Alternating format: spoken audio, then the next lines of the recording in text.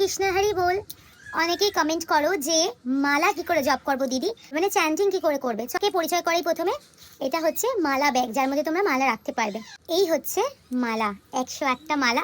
ফার্স্টে বলে রাখি, এটা হচ্ছে সুমেরু, ঠিক আছে, এটা হচ্ছে সুমেরু।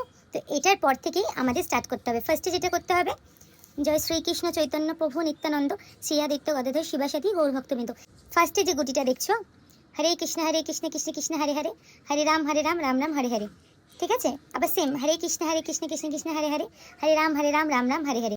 এই যে 8টা দেখছো, এখানে দেখো একটা নট আছে। এই সুমেরু থেকে এই 8 নম্বর, দেখো এখানে 8টা রয়েছে।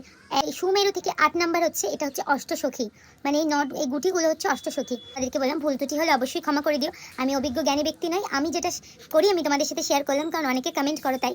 এই যে 808টা মালা, এবার সুমেরু থেকে অষ্টসখীর নাম নিয়ে দেন হরে কৃষ্ণ কৃষ্ণ হরে হরে, হরে রাম রাম হরে হরে, এরকম করে জপতে জপতে জপতে জপতে পুরোটা করে করে করে করে করে করে আবার এই সুমেরু অবধি আসতে হবে।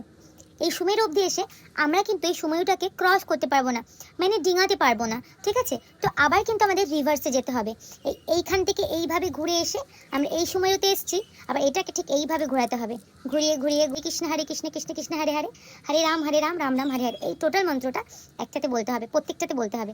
তারপর এটা করতে করতে করতে করতে করতে করতে এরকম সুমেরুর সামনে আসতে হবে, আমরা কিন্তু ডিঙাতে পারবো না।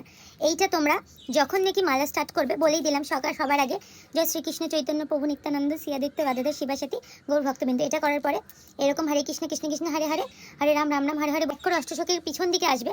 তখন আবার এখান থেকে অষ্টসখীর নাম বলে ব্যাক করে এই সুমেরু অবধি আসতে হবে, দেন তোমাদের মালা সমাপ্ত হবে। তো যাই হোক, জানি না কতটা বোঝাতে পারলাম। ইনফরমেশন ভালো লাগলে অবশ্যই লাস্টে হরে কৃষ্ণ হরি বল রাধে রাধে বলতে ভুলো না। অনেকের ইচ্ছা করে মালা জপ করবে, কিন্তু কিভাবে কি করবে প্রসিডিওর জানো না, তাই আমি যে প্রসিডিওর ফলো করি সেটাই তোমাদের সাথে শেয়ার করলাম। রাধে রাধে।